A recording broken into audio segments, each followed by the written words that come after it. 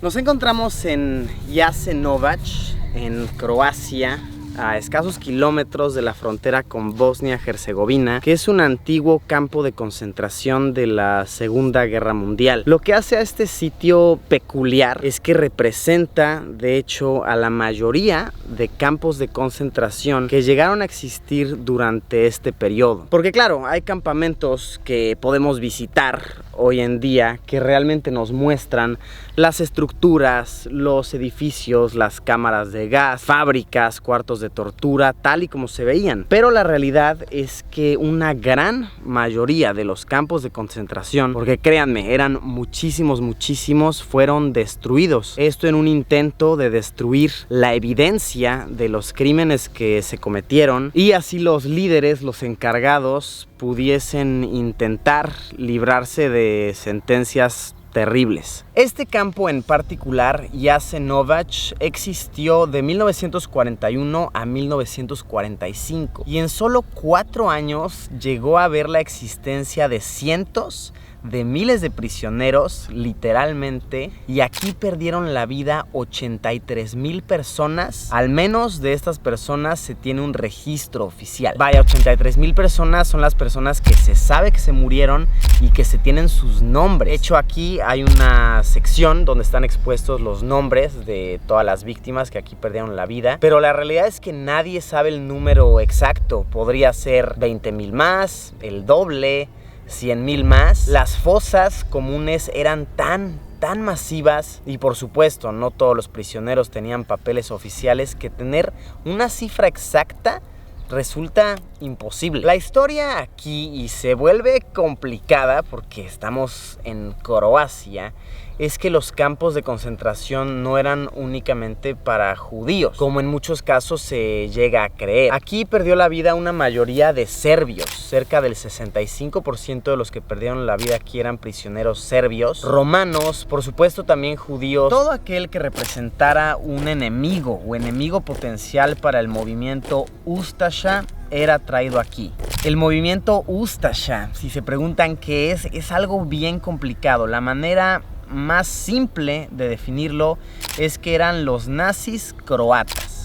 Conlleva mucho más, es algo mucho más complejo. Por ahora dejémoslo con esa definición para que podamos darnos una idea general. Estos campos que estamos caminando representaban el área laboral de este campo de concentración. Al no existir gran evidencia física, visible, palpable, las construcciones se representan con montículos de tierra y con agujeros. De hecho, los encargados de renovar este espacio y hacerlo visitable se encargaron de hacer un mapa en el cual se expone dónde estaba la fábrica de ladrillos, que de hecho era la actividad económica más grande que se hacía aquí con los prisioneros, dónde estaba por ejemplo el hospital, dónde eran las fosas comunes. Aquí como tal, Jasenovac era más una zona de trabajo. El campo de asesinatos, de exterminio, donde la gente iba simplemente a morir, está cruzando la frontera, cruzando el río hacia Bosnia-Herzegovina,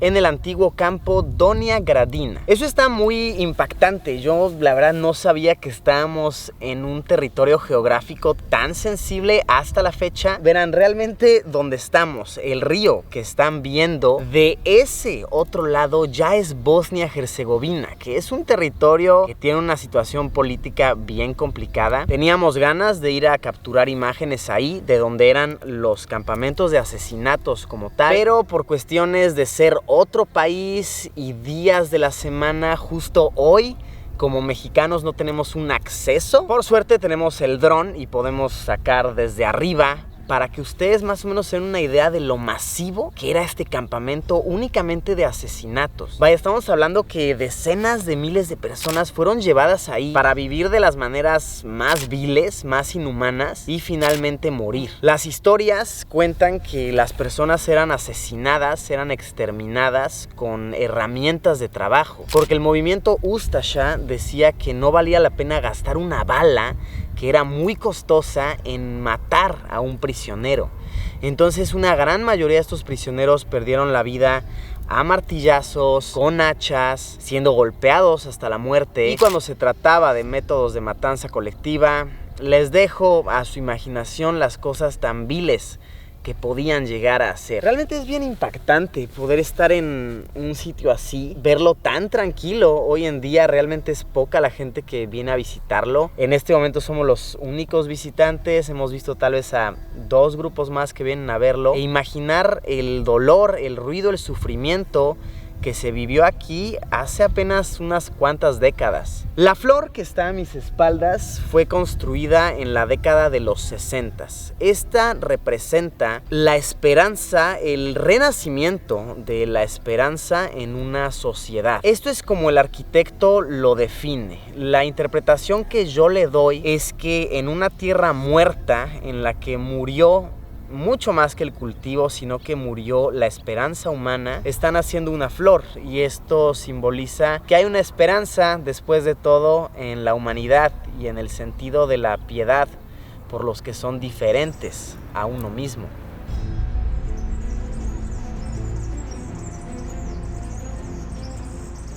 Adentro de la flor de piedra, como se le conoce a este monumento, está expuesto un fragmento de una poesía de un célebre escritor croata que se llama Kovačić. Esta poesía recibe el nombre de Llama, que significa fosa. Una traducción literal al español del fragmento que está aquí expuesto sería: ¿dónde está la pequeña felicidad?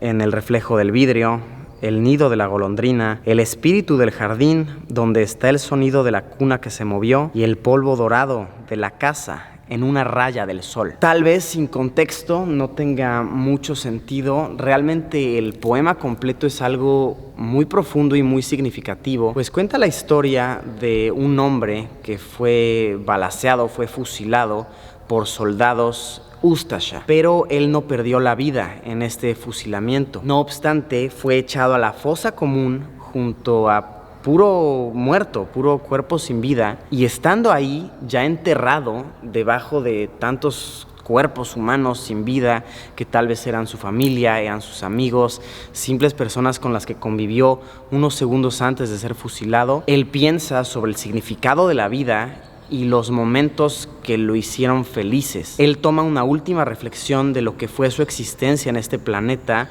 sabiendo que va a morir, que no hay manera ya de salvarse. Y de esta manera nos hace pensar que, aunque toda la esperanza está perdida, los pequeños momentos de felicidad son los que nos mantienen y nos sacan a flote. ¿Ustedes cómo interpretarían esto? Realmente les recomiendo buscar en Google una traducción de la poesía entera. Es muy profunda y sí que despierta la sensibilidad de uno.